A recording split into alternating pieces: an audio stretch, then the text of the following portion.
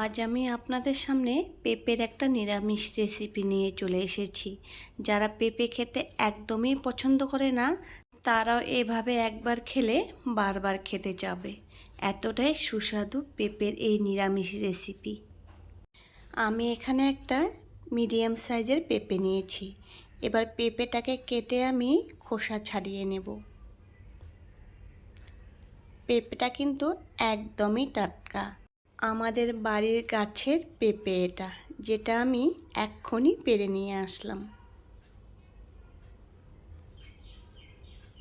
দেখলেই বুঝতে পারবেন পেঁপেটা কতটা সুন্দর।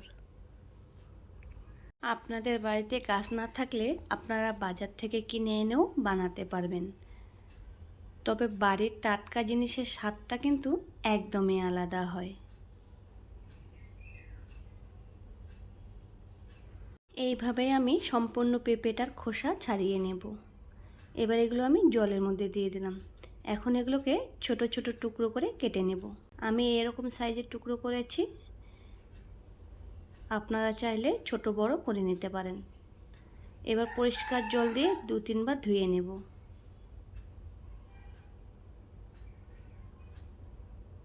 পেঁপেগুলো ধুয়ে আমি একটা প্লেটে উঠিয়ে নিয়েছি, সাথে একটা আলুও আমি ছোট টুকরো করে কেটে নিয়েছি। এবার একটা কড়াই গরম করে দিয়ে দিলাম তেল।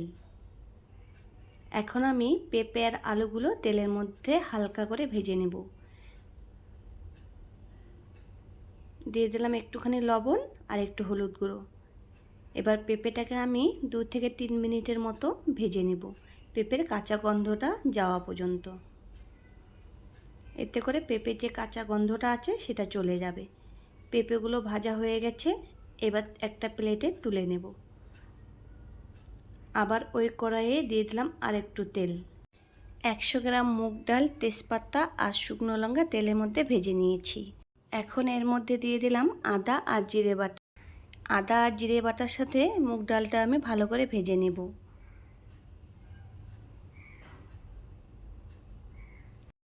আদা জিরের কাঁচা গন্ধটা চলে গেলে এর মধ্যে দিয়ে দিলাম হলুদ গুঁড়ো আর লঙ্কা গুঁড়ো। সামান্য একটু জল দিয়ে এবার ভালো করে নেড়ে চেড়ে নেব।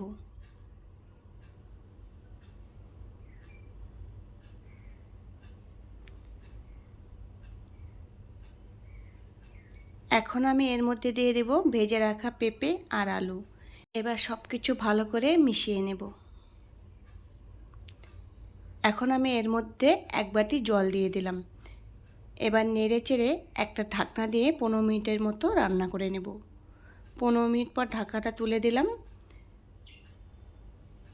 এবার একটু নেড়ে চেড়ে নেব।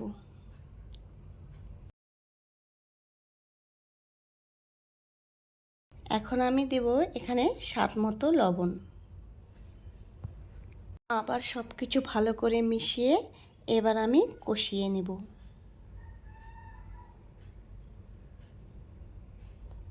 কষানো হয়ে গেছে, এখন আমি এখানে দিয়ে দেব একটু জল। এবার নেড়ে চেড়ে 2 মিনিটের মতো ফুটিয়ে নেব।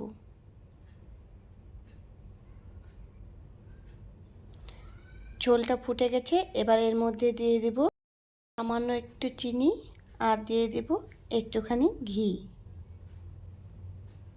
এই নিরামিষ রান্নাতে ঘি দিলে রান্নার টেস্টটা কিন্তু একদমই আলাদা হয়। এবার নেড়ে চেড়ে নামিয়ে নেব। দেখতে কতটা সুন্দর হয়েছে দেখুন।